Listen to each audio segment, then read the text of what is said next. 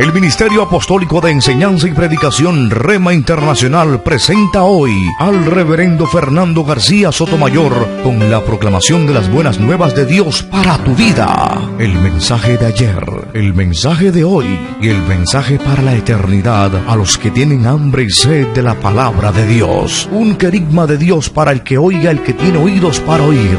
Escuche el dabar del Eterno a las naciones. Ahora es el tiempo para recibir el rema del Espíritu Santo a tu espíritu. Escuchemos con fe la memra del Señor para el alma.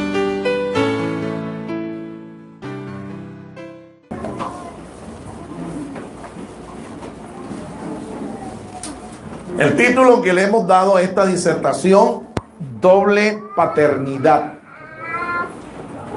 Doble paternidad. Y estamos refiriéndonos específicamente a la doble paternidad que tiene nuestro Señor Jesucristo. Muchos hermanos hay ocasiones en que cuando oran se remiten al Señor Jesús como Padre. Se remiten al Señor Jesús como Padre. Entonces, es bueno que sepamos por qué a Jesús le llamamos, en ocasiones, le llamamos Padre, sin caer en la confusión de que el Padre Celestial es uno, ¿sí? Y el Señor Jesucristo como Padre Espiritual es otro, ¿sí?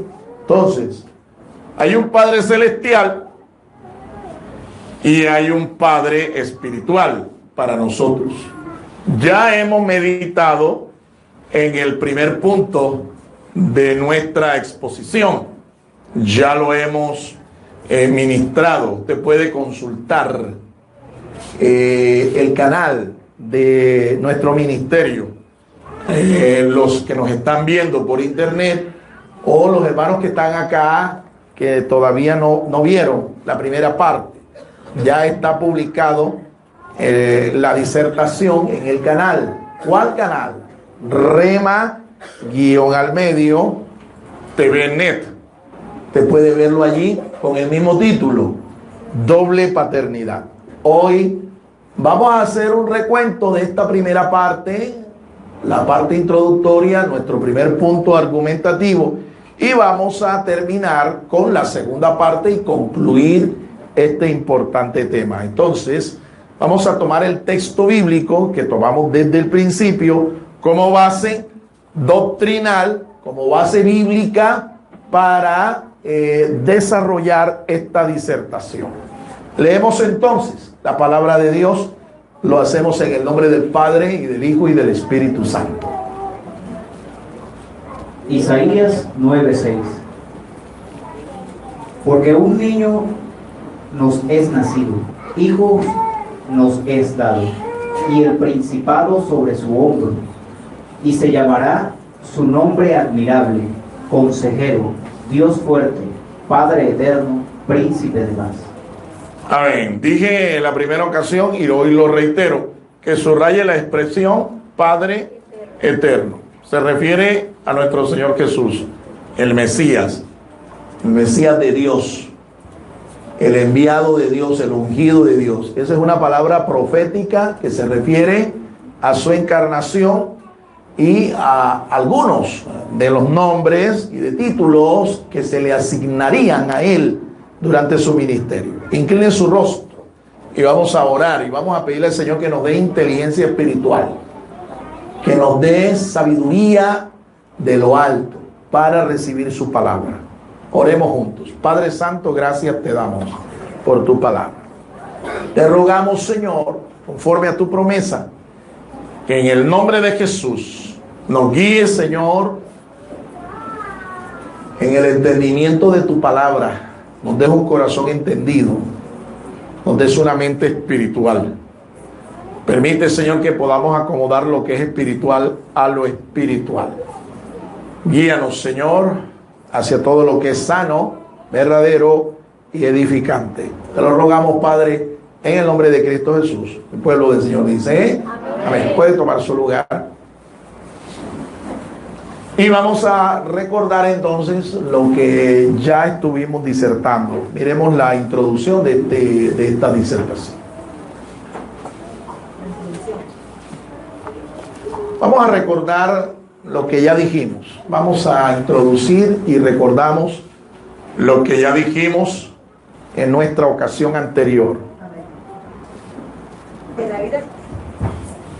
En la vida cristiana, una de las cosas que más produce crecimiento espiritual es profundizar en el conocimiento del Señor Jesucristo. ¿Estamos de acuerdo con eso? Amén. Conocerlo a Él es conocer la vida eterna, tener vida eterna. El profeta Isaías, 700 años antes de la manifestación del Hijo de Dios encarnado, nos revela que el Hijo también es Padre.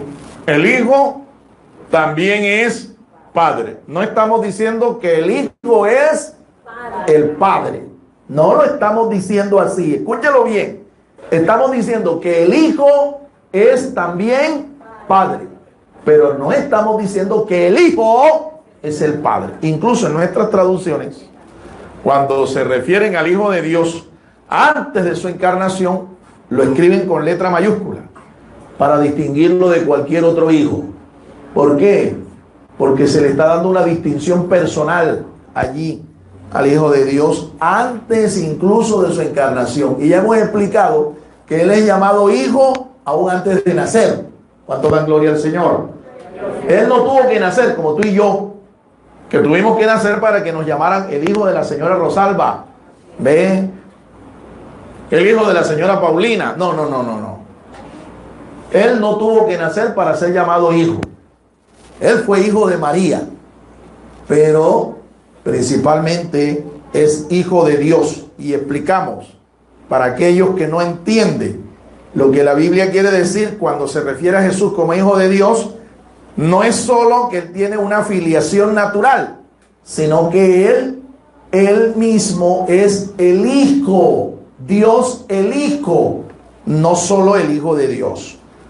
No sé si eso se entienda, pero si no lo entiende, dígale al Señor que le dé entendimiento espiritual de eso. Él es el Hijo, Dios el Hijo, no solo el Hijo de Dios. El Señor Jesucristo, como Dios, el Hijo, participó en la creación de todas las cosas. Eso enseña la Biblia. Él es co-creador.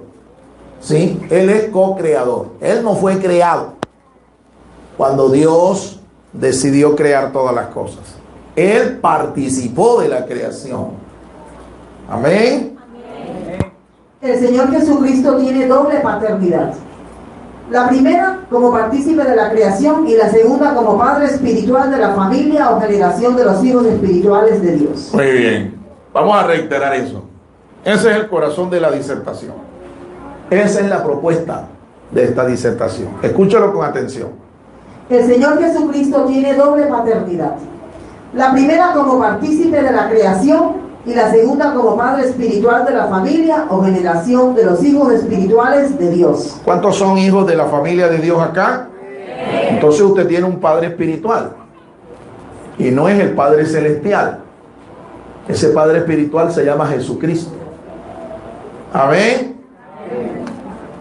Veamos más de cerca la revelación de esta doble paternidad. Bueno, entonces, primero, Jesucristo es el creador de todas las cosas. Él es el creador de todas las cosas. Él es el creador de todas las cosas. Y segundo, Jesucristo es el Padre espiritual de la familia de Dios. Ya explicamos cómo es eso de que Jesucristo es el creador de todas las cosas. Vamos a recordar. Primero, en su condición de creador es Padre. En su condición de creador, de partícipe de la creación, Él es Padre. Porque todo aquel que crea algo es llamado también Padre. Cuando usted, por ejemplo, inventa, diga usted un delicioso sancocho, y los que son ¿cómo es? Gastrónomos, ¿no? Ellos que son chef. Acá hay varios. ¿Ve?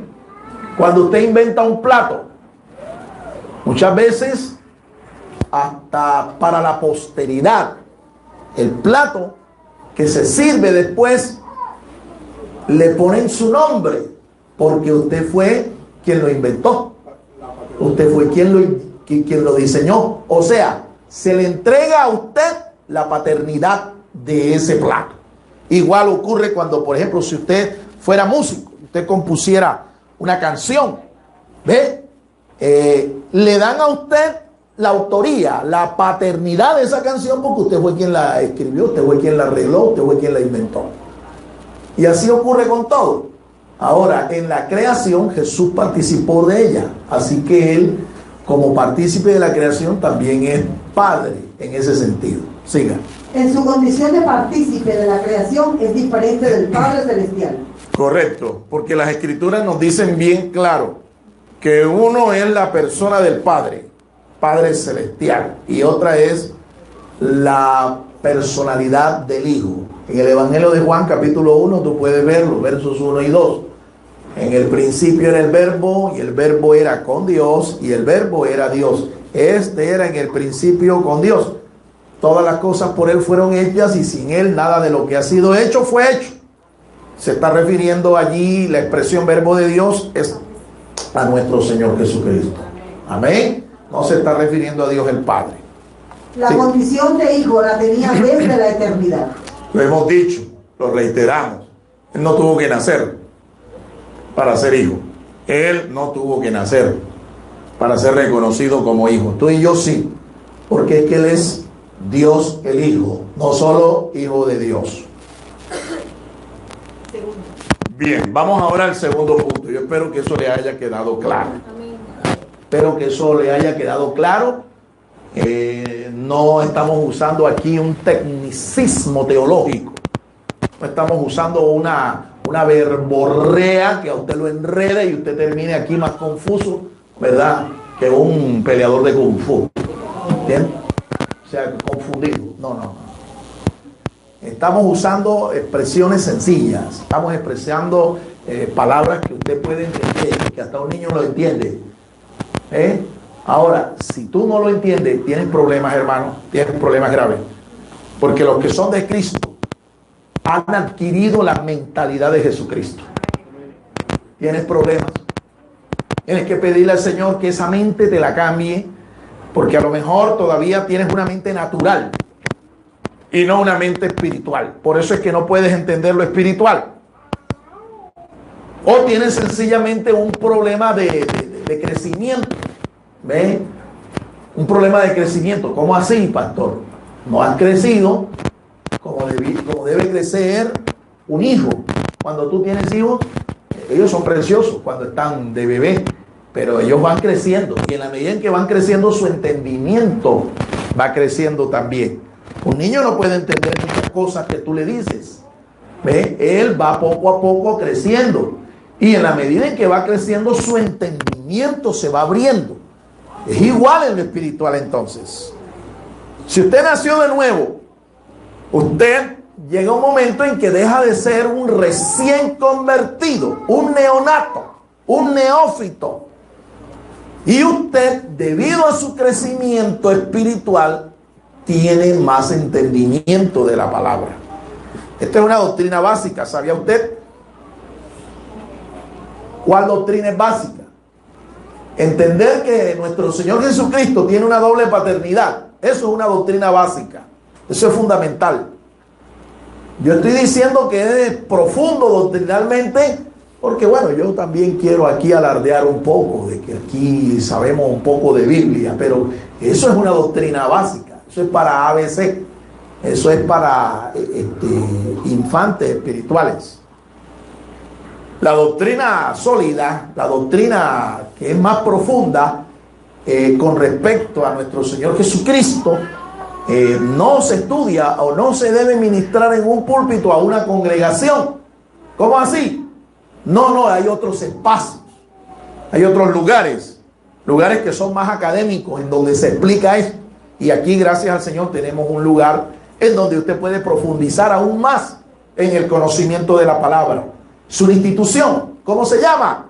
Seminario Teológico Rema Internacional, al cual yo estoy haciendo invitación desde hace mucho tiempo para que los hermanos participen. Incluso si usted no tiene con qué pagar un crédito educativo, asista, y como asistente usted escucha y usted se doctrina, usted oye, sin tener que hacer tareas, exámenes, proyectos de investigación e incluso tener que pagar por eso. No, venga y escuche y doctrínese y profundice en el conocimiento de nuestro Señor y Salvador Jesucristo. A su nombre, a su nombre. ¿Y cuándo, pastor? Los días martes. Venga, los días martes a las 7 de la noche. Vamos a entrar entonces de lleno al segundo punto. Y el segundo punto nos habla de algo que es fundamental. ¿Cómo es eso de que Jesucristo es Padre espiritual? Escuchemos. Jesucristo es el generador, Padre, de hijos espirituales por la fe en Él. Isaías 53, 8. Vamos a leer ese texto. Capítulo 53, el versículo 8 del libro del profeta Isaías. Estamos diciendo que Él es Padre espiritual porque Él es el generador de una descendencia. Él es el generador de una familia espiritual. Isaías capítulo 53, verso 8, eso lo dijo el profeta 700 años antes de que Él se encarnara, naciera a la raza humana y realizara su obra en la cruz del Calvario. Escucha lo que dice el profeta. Por cárcel y por juicio fue quitado.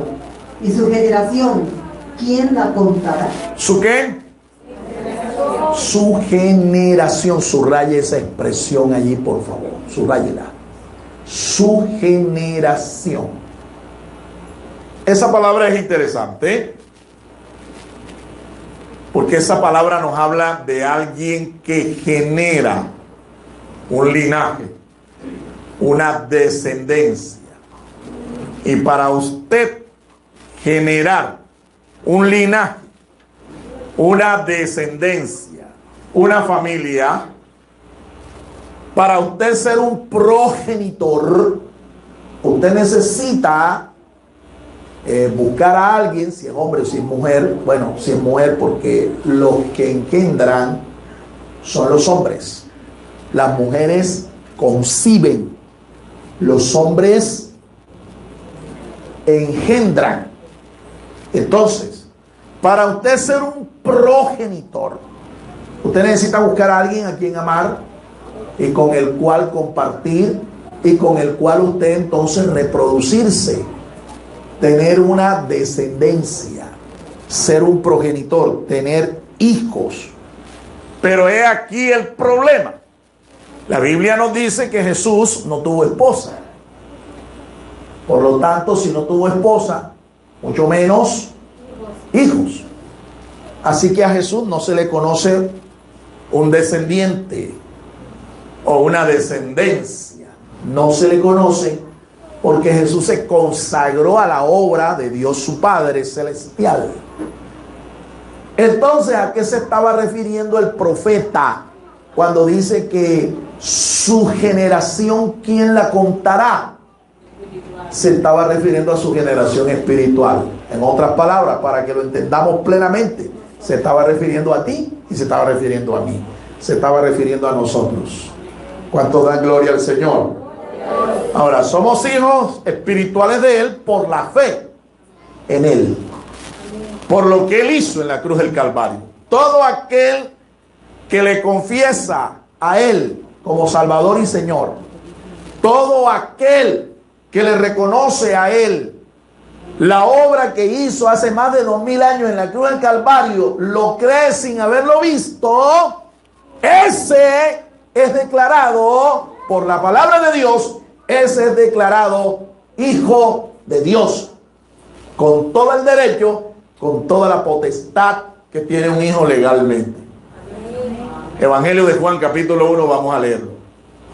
Versos 11, 12 y 13. Vamos a leer allí. Evangelio según San Juan capítulo 1, versos 11, 12 y 13. Escuchemos ahí lo que dice la Biblia. A lo suyo vino, y los suyos no le recibieron. Mas a todos los que le recibieron, a los que creen en su nombre, les dio potestad de ser hechos hijos de Dios, los cuales no son engendrados de sangre, ni de voluntad de carne, ni de voluntad de varón, sino de Dios. Amén. A lo suyo vino. Él vino a lo suyo, a su obra.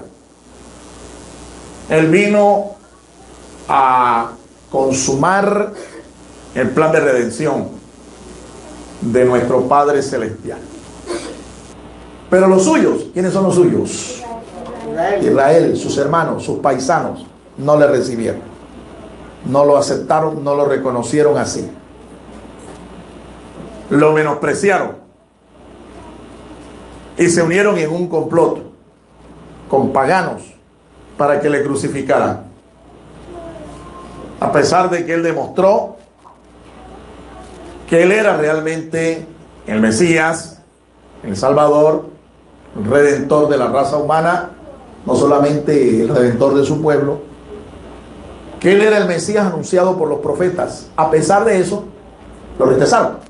Pero San Juan nos dice de una manera gloriosa: más a los que le recibieron. ¿Cuántos le han recibido a él? A los que creen en su nombre. ¿Cuántos son creyentes en su nombre?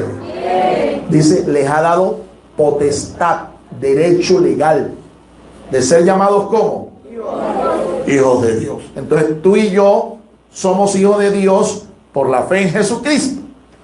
Pero el derecho legal a ser llamados hijos de Dios nos los concede el Señor Jesús. Nos los concede Él. Él es quien concede el derecho que tú y yo tenemos de ser llamados hijos de Dios. Ahora, este milagro de ser constituidos hijos de Dios no es obra humana. Y el evangelista lo dice claro. Mira lo que dice el verso 13. Dice, los cuales, se está refiriendo a los hijos de Dios, no son ¿qué? Engendrados, ¿verdad? De sangre, de voluntad de carne, ni de varón, sino ¿de quién? De Dios. De Dios. Dios es quien engendra. Ahora, como Él es Dios, entonces por eso es que se constituye en nuestro engendrador, se constituye en nuestro Padre espiritual, porque Él es Dios. Ahora, ¿qué usa Él? Ya sabemos, lo explicamos. Él usa su palabra. Él usa su Espíritu Santo para generar en ti la naturaleza, la genética espiritual que nosotros requerimos para ser llamados hijos de Dios. Todo aquel que ha nacido espiritualmente de nuevo, todo aquel que ha experimentado el nuevo nacimiento, la regeneración, tiene la genética de Dios. ¿Cuál genética de Dios? La genética espiritual de Él. Si tú no tienes ese genoma espiritual, tú no eres hijo. Aquí cuando hay un problema, litigio con respecto a la paternidad, que alguien reclama, alguien dice que yo soy hijo de fulano y lo niega, entonces recurrimos, la ciencia recurre, ¿verdad?, a el ADN, es decir, su genoma, y después de determinar el genoma de la persona y de aquel que dice que es su padre o que este dice que es su padre, se determina si el genoma es igual, listo, está demostrada la paternidad. Si no es igual, no, tú no eres hijo de él. Tú quién sabe de quién eres hijo, pero no eres hijo de quien dices. ¿Cuántos dan gloria al Señor? Bueno, lo mismo es en lo espiritual. Ese genoma espiritual lo debes tener tú si tú eres hijo de Dios. Hay una película que se filmó hace un tiempo que pretende demostrar científicamente, y esto lo digo entre comillas porque es ridículo, es improbable y es una blasfemia. La película está basada en un libro que supuestamente lo escribió Leonardo da Vinci. ¿Sí ven? ¿Y cuál es el argumento de la película? Según el argumento de la película es que Jesucristo tuvo esposa y que esa esposa llegó a ser María Magdalena y que ellos secretamente pues tuvieron una hija, ¿sí? Y esa hija la escondieron y esa hija, su generación trascendió a través de la historia hasta que llegó al conocimiento de una secta católica romana llamada los Templarios. Entonces ellos investigaron hasta que dieron con la supuesta descendiente de el Señor Jesucristo y de María Magdalena, y la encontraron y la pusieron en conocimiento de esto. Una absoluta blasfemia, que no solo blasfemia, sino que es una hipótesis que no puede ser realmente probada porque no tiene los argumentos científicos para demostrar que esta supuesta mujer, esta supuesta dama, es descendiente del Señor Jesús. Si hoy le hicieran a esta muchacha la prueba genética, ¿verdad? Le hicieran su genoma, ella debía demostrar en su genoma que ella no tiene 46 cromosomas. ¿Cuánto dan gloria al Señor, hermanos? ¿Y por qué dice eso usted, pastor? Porque usted y yo, todos los seres humanos, tenemos 46 cromosomas, 23 pares. Y el asunto con nuestro Señor Jesucristo es que si Él es el Hijo de Dios, como nosotros lo creemos y lo afirmamos, y la Biblia lo revela, si Él es el Hijo de Dios, al descubrir en Él su genoma, no encontraríamos en Él los 23 cromosomas que le aportaría su padre biológico y los 23 cromosomas que le aportaría su madre biológica. ¿Quién dice la Biblia que fue el padre adoptivo del Señor Jesús aquí en esta tierra y su madre? La Biblia dice que fue José, descendiente de David, y María, descendiente también de David. Entonces el Señor Jesús debía tener en su genoma, los cromosomas de su padre y los cromosomas de su madre. Pero resulta que hay un investigador adventista que ya partió a la presencia del Señor, que descubrió dónde estaba el arca que se perdió del templo, el arca sagrada, el arca del pacto, que se perdió del templo en los días de la invasión de Nabucodonosor a Jerusalén y destruyó el templo. Parece que el arca la escondieron y desapareció. Este arqueólogo cristiano descubrió el lugar, y no solo eso, descubrió también una especie de mancha en el propiciatorio, en la tapa del arca. La mandó a analizar, la mandó a investigar en un laboratorio israelí, un laboratorio judío, y los expertos en esta parte de la genética descubrieron que esa sangre, su componente genético, le faltaban 23 cromosomas, los cromosomas del padre. Claro, el asunto es que aunque Jesús tuvo un padre adoptivo, no tuvo un padre biológico natural. ¿Quién lo engendró a él? ¿Quién engendró su cuerpo físico? ¿Quién lo engendró? Dice la Biblia que fue el Espíritu Santo. Ahora, ¿eso era imposible para Dios? No, no es imposible, porque Dios es capaz de crear de la nada. Como lo hizo al principio, Él creó de la nada. Él dijo, hágase la luz fue hecha. Produzcan los seres vivientes según su especie, según su género. Y así lo hizo, por el poder de su palabra. El cuerpo del Señor Jesús fue engendrado por el Espíritu Santo en el vientre de María. Eso dice capítulo 1 del Evangelio de Lucas, el verso 35 en adelante. ¿Cuántos dan gloria al Señor, hermanos? Pregunto, ¿quién no ha entendido esto? para explicárselo otra vez personalmente. Todos lo hemos entendido. Amén. Pastora, todo el mundo lo entendió. Ya le digo, si yo le quiero complicar la vida a usted con una disertación, lo puedo hacer. Empiezo a manejar un vocabulario teológicamente elevado y usted va a quedar, como dice el dicho, ¿no? Viendo un chispero. Pero ese no es el propósito. El propósito es que entendamos la palabra de Dios y que ella nos produzca a nosotros crecimiento espiritual, nos produzca fe. Amén. Seguimos. Jesucristo es el autor. Dios el Padre Celestial nos hizo sus hijos adoptivos por medio de Jesucristo. Muy bien, entonces dijimos su descendencia o su generación, ¿quién la contará? ¿Verdad? Ahora estamos diciendo que Él es el Padre adoptivo nuestro, el Padre adoptivo espiritual de cada uno de nosotros. San Pablo es el que dice, inspirado del Señor, que nosotros somos adoptados en el amado.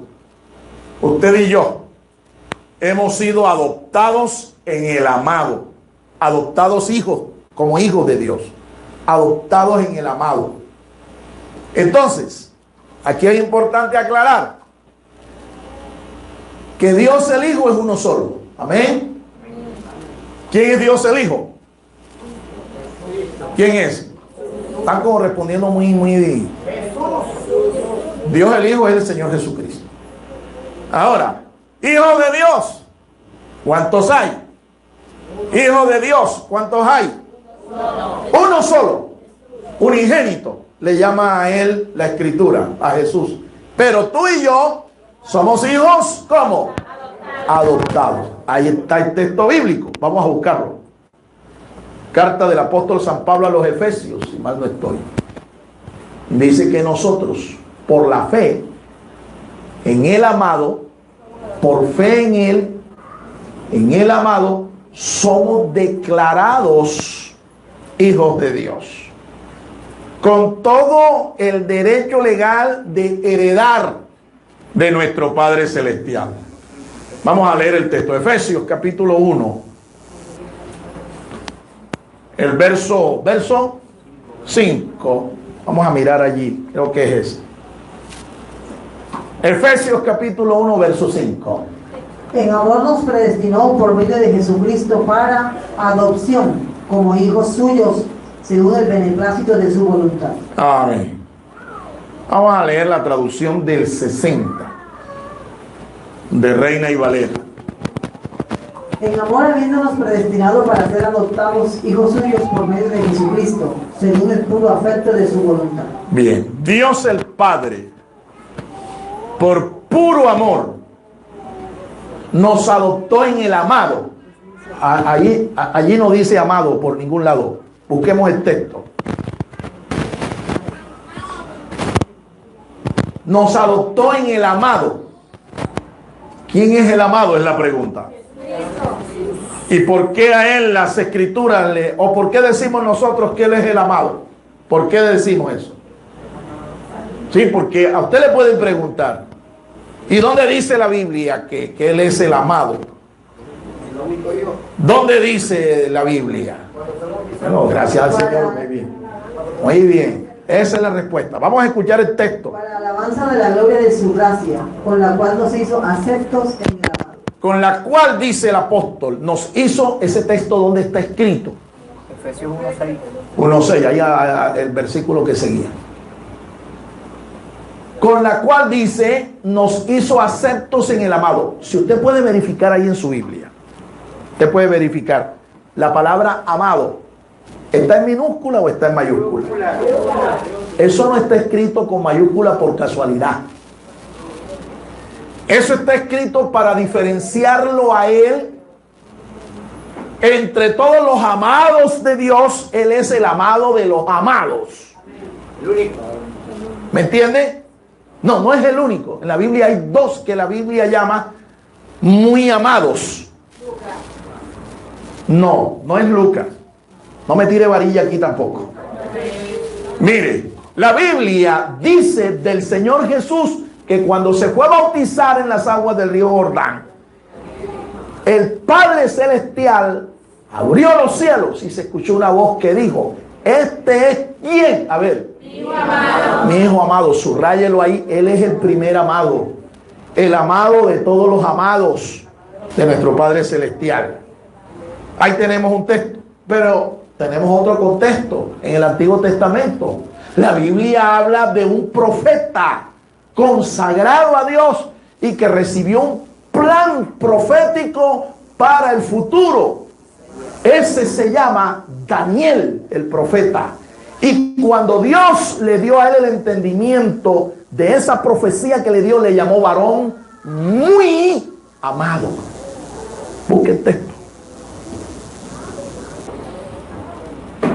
Varón muy amado. Muy amado. Entonces ahí tenemos al otro. ¿Ve? Pero no se dice de Daniel lo que se dice de Cristo, el Señor, cuando el Padre habló desde el cielo. No se dice eso. A él se le llama varón muy amado. ¿Cuál es el texto, hermano? Daniel 10, 11. Capítulo 10 del libro del profeta Daniel, el versículo 11. Vamos allí. Daniel capítulo 10, verso 11. Escuchemos la lectura de ese texto. Y me dijo: Daniel, varón muy amado. ¿Varón qué? Muy amado. Ahí está. Subráyelo. Entonces, si a usted le preguntan, después de usted mostrar el texto de Efesios capítulo 1, 5 y 6, ¿y por qué dices tú que Jesús es el amado al que está refiriéndose ahí el apóstol? Usted dice: porque la Biblia lo dice. La Biblia lo dice de Jesús, la Biblia lo dice del profeta Daniel, pero este Jesús es en el que Dios tiene complacencia, toda su complacencia. A su nombre, a su nombre. Entonces nosotros somos hijos adoptados en el amado. Quien nos da el derecho legal para ser hijos de Dios es el Señor Jesús. Y somos hijos de Dios por adopción. Por adopción. Todos los creyentes en Él adquieren ese derecho por adopción. Pero el amado, el hijo amado, el que te da a ti el derecho, la filiación de ser hijo de Dios, parte de la familia de Dios, es el Señor Jesucristo. Continuemos. El Señor Jesucristo es el unigénito Hijo de Dios. Es el primogénito de la creación del Padre Celestial y el modelo o patrón de los hijos espirituales de la familia de Dios. Tres cosas hemos dicho allí. Número uno, Él es el unigénito. Las Escrituras lo diferencian a Él como el unigénito de Dios y le llaman también el primogénito de María. Son dos formas de llamar a Jesús que los evangelistas lo revelan.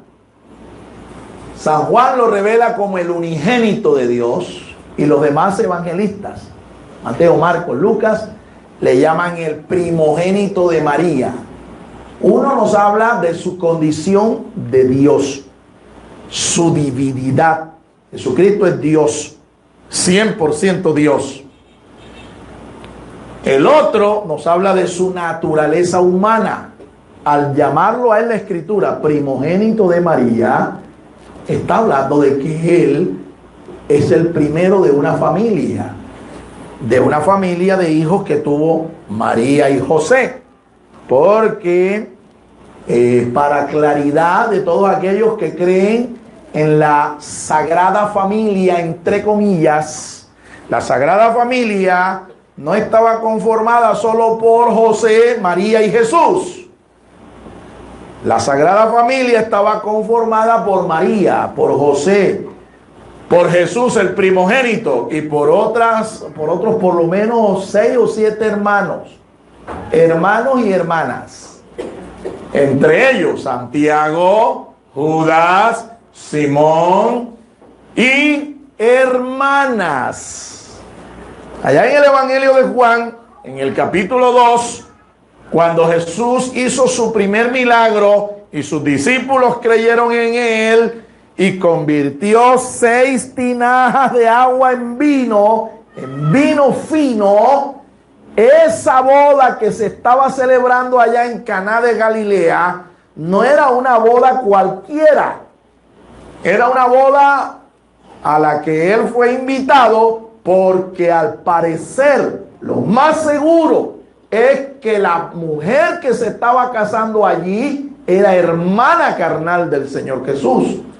Por eso es que usted ve tanta familiaridad, por eso es que usted ve que Jesús y María en esa casa tienen tanta autoridad, tienen tanta, es decir, disposición para hacer cosas. Si ellos no fueran los parientes cercanos de esa mujer, téngalo por seguro que esa forma de conducirse no hubiera sido la apropiada. Pero se movieron con propiedad porque estaban en la casa de una parienta, una hija de María, probablemente hermana del Señor Jesús. Así que la familia sagrada tuvo más de 3 miembros. ¿Cuántos dan gloria al Señor? Jesús entonces es el primogénito. Pero también se está diciendo ahí, en esta reflexión, se está diciendo que Él es no solo el unigénito, sino el primogénito de la creación. Este es un título que distingue a Jesús. Distingue a Jesús de toda la creación, de todos los demás seres creados por Dios. Cuando Dios creó todas las cosas, allí también creó al hombre y creó a los ángeles. El apóstol Pablo dice allá en el capítulo 1 de la carta a los Colosenses que Él es el primogénito de toda la creación, nuestro Señor Jesús. Pero cuando se lee esa frase, el primogénito de la creación, no se está diciendo, y no debemos entender, que Él es el primero que fue creado de todo lo que Dios creó, que fue la primera creación, no. Eso no es lo que se debe interpretar allí. Lo que se debe interpretar es que Él es el anciano de la creación, porque no hay un solo texto, aparte de este, que nos diga que Jesús fue creado. Ese texto lo han malinterpretado los testigos de Jehová. Ese texto lo han malinterpretado ellos para negar la divinidad de nuestro Señor Jesucristo, para negar que Él es Dios. Ese título lo que indica es que Él es el anciano, Él es el fundamento, Él es el sostenedor de toda la creación de Dios. Por eso es que dice San Juan que Él no solamente creó, sino que Él es el sustentador de todas las cosas que Dios creó. Si Jesucristo no fuera Dios, toda la creación se extinguiría, desaparecería. Pero como Él es Dios, Él tiene todo poder para sostener su creación. Mire qué maravilloso. Sostiene hasta los impíos que no creen en Él. Lo sostiene. Tienen vida porque Él quiere. Porque Él es bueno. Porque es un Dios de amor. Porque es misericordioso. Pero si Dios no tuviera esos atributos, los primeros que desaparecerían de la faz de la creación fueran los impíos. ¿Cuántos dan gloria al Señor, hermanos? Eso es lo que significa la expresión primogénito de la creación. No significa el primero en ser creado. No. Lo que significa Él es que Él es el anciano, que Él tiene todo el honor de ser el Señor de la creación, el fundamento y sustentador de todo lo creado. Ahora, hay otro argumento que uno puede esgrimir contra estos herejes que niegan la divinidad de Jesucristo, basado en el hecho en que San Pablo dijo Él es el primogénito de la creación. Eso está en Colosenses capítulo 1. Hay otro argumento que uno puede usar. No necesariamente el primero de una casa es el primogénito. Te lo voy a repetir. No necesariamente el primero de una familia, el primero de una casa es el primogénito. No necesariamente. Y en la Biblia tenemos varios ejemplos de varones que nacieron primero en su casa, en su familia. Pero finalmente el primogénito fue otro. ¿Cuántos dan gloria al Señor? ¿Cuántos dan gloria a Dios? ¿Conocen la historia de Abraham? Abraham tuvo dos hijos. Uno por promesa y uno de manera natural. ¿Quién nació primero? ¿El de la natural o el de la promesa? Natural. Ismael se llama el hijo de Abraham. Pero él después tuvo otro, el de la promesa. ¿Cómo se llamaba? ¿Y quién llegó a ser el primogénito de Abraham? Isaac. Ahora ves a la familia de Isaac. Ve a la familia de Isaac. Isaac tuvo dos hijos. Eran mellizos. Esaú y Jacob. Nacieron el mismo día, en el mismo parto. ¿Quién nació primero? Esaú. Jacob nació después ahí, tomado del pie allí, del talón de su hermano. ¿Ya ven? ¿Quién era el primogénito entonces? No. Primogénito natural, el primogénito legal debía ser Esaú. Esaú. Pero a la final, ¿quién llegó a ser el primogénito de Isaac? Jacob. Ahora, ve a la familia del mismo José. José, uno de los hijos de Jacob. José, el que llegó a ser el gobernador de Egipto. Tuvo dos hijos, Efraín y Manasés. ¿Quién era mayor? ¿Quién era el primogénito legal, natural? Pero ¿quién llegó a ser el primogénito? Parece que Manasés era el mayor, el primogénito, pero llegó a ser Efraín el primogénito finalmente. Llegó a ser Efraín. Por eso en las escrituras se llama a estos dos hijos de José, se le llama en forma, usted lo puede ver que cuando gramaticalmente se le menciona, primero se menciona siempre a Efraín y después a Manasés, aunque parece que fue Manasés el que nació primero. Y cuando el patriarca, su abuelo, iba a dar la bendición, lo prohijó y cambió la mano, entrecruzó las manos para bendecir al menor y darle la primogenitura al menor. Y José quiso como corregir a su papá, pero el papá le dijo, no, así es que es. Ahí te doy 3 ejemplos entonces de familias en donde el primero no es el primogénito.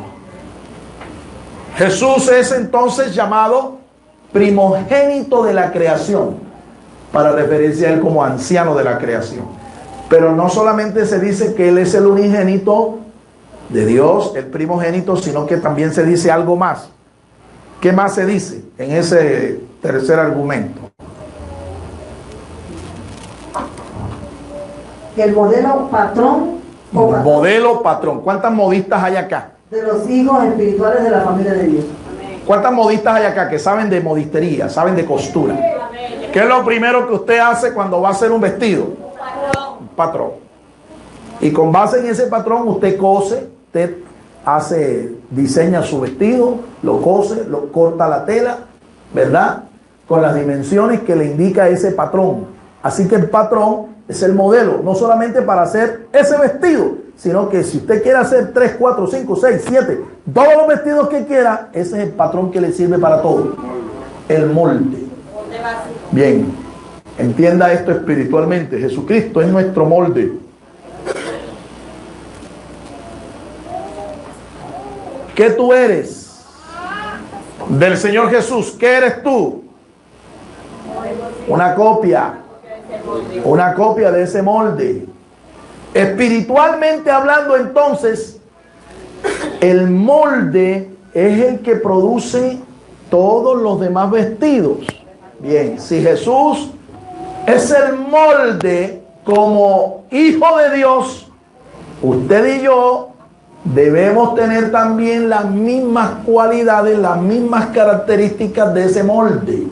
Porque pregunto, una vez que usted ha definido el molde y comienza a coser el vestido con las medidas que el molde le da y lo empieza a cortar la tela, dígame una cosa, ¿no es la copia resultante igual al molde? ¿Sí o no? Sí. Y si no es, entonces el vestido está mal hecho y se lo van a devolver y no se lo van a pagar.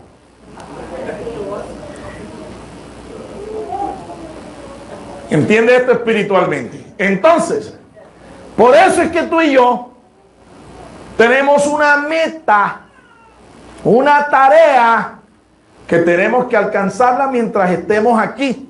¿Cuál? Ser semejantes al Señor Jesús. Semejantes a Él en cuanto a su naturaleza moral, en cuanto a su naturaleza humana. Porque Él es el patrón, Él es el modelo, Él es el hombre perfecto. Él es el hombre perfecto. Cuando el Señor venga por su iglesia, ¿sabes qué va a buscar Él?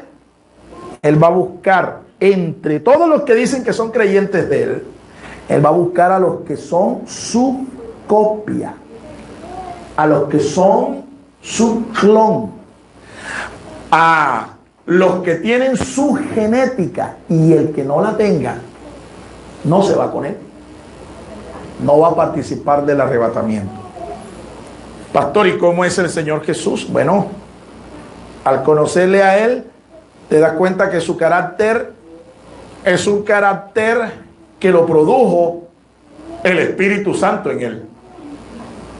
Cuando Pablo habla del fruto del Espíritu, se está refiriendo al carácter, a las cualidades, a las virtudes que Jesús cultivó y perfeccionó. ¿Cuál es el fruto del Espíritu? Gálatas capítulo 5 dice que el fruto del Espíritu es amor. Jesús fue amoroso. Gozo. Jesús fue gozoso. Y así sucesivamente. Las 9 virtudes que están allí son las que tú y yo también tenemos que cultivar para que nuestra imagen moral, espiritual, para que nuestro carácter como seres humanos, como hijos de Dios, sea igual al del Señor Jesús. Dura tarea, ¿no? ¿Usted cree que eso es fácil? Pero tenemos al Espíritu Santo que nos ayuda. Tenemos al Espíritu Santo que nos ayuda. Amor, gozo, paz, paciencia, benignidad, bondad, fe, mansedumbre, templanza. En todas esas cosas tenemos que crecer tú y yo, a semejanza del Señor. Continuamos. Concluimos. Vamos a concluir. Definitivamente el Señor Jesucristo es nuestro Padre por 2 vías. Por vía de la creación y por vía de la adopción. ¿Vía de la qué? Creación. Él es nuestro creador. Pero también por la vía de la... porque fuimos rescatados, porque fuimos adoptados en Él. Amén. El unigénito Hijo de Dios no es como persona el Padre Celestial. Sin embargo, es nuestro Padre Espiritual. Amén. Póngase de pie. Vamos a dar gracias por esta palabra. Y el fruto de esta palabra, el fruto de esta disertación, tiene que mostrarse en su vida. ¿De qué manera se debe procurar de aquí en adelante contribuir para que la obra que el Espíritu Santo está haciendo en cada uno de nosotros la siga perfeccionando? ¿Cuál es la obra del Espíritu Santo en nosotros? ¿Cuál es? Perfeccionarnos, madurarnos hasta tener la estatura moral, la estatura espiritual de nuestro Señor Jesucristo, nuestro Padre espiritual. Incline su rostro allí. Te damos gracias, Padre Santo, por tu palabra. Gracias, Señor, por hacernos tus hijos. Gracias, Señor, por añadirnos a tu familia. Gracias, Señor. No éramos dignos, no teníamos los méritos, pero en tu amor infinito y en tu inmensa misericordia, a ti te plació, Señor, y pusiste fe en nuestros corazones para creer en la obra de nuestro Señor Jesucristo. Y por la fe, Señor, en Él, tú nos has declarado por tu palabra que somos tus hijos. Y no solamente somos tus hijos, sino también tus herederos. Gracias por cada promesa de tu palabra. Te rogamos, Señor, que tú sigas haciendo tu obra en nosotros. Que tu Espíritu Santo, Señor, siga madurando nuestro carácter. Que cada día, Señor, nosotros podamos morir al viejo hombre, morir a nuestra antigua y terrenal naturaleza, y poder crecer en la nueva naturaleza que tú nos has dado. Gracias, Señor. Tuya es la obra, tuya, Señor, es la operación. Sigue, Señor, haciéndola en cada uno de nosotros. A ti te damos, Padre Santo, toda la honra, la gloria y toda la alabanza. En el nombre de Cristo Jesús. Amén. Amén. Y amén. Dios los siga bendiciendo, amados hermanos. Dios. El Ministerio Apostólico Rema Internacional pone a disposición esta predicación. Ofrecemos ministración a simposios, seminarios, campañas evangelísticas, educación globalizada sana y de carácter interdenominacional. Escríbanos a ministerioremainternacional@gmail.com o llámenos al celular 316-270-7181.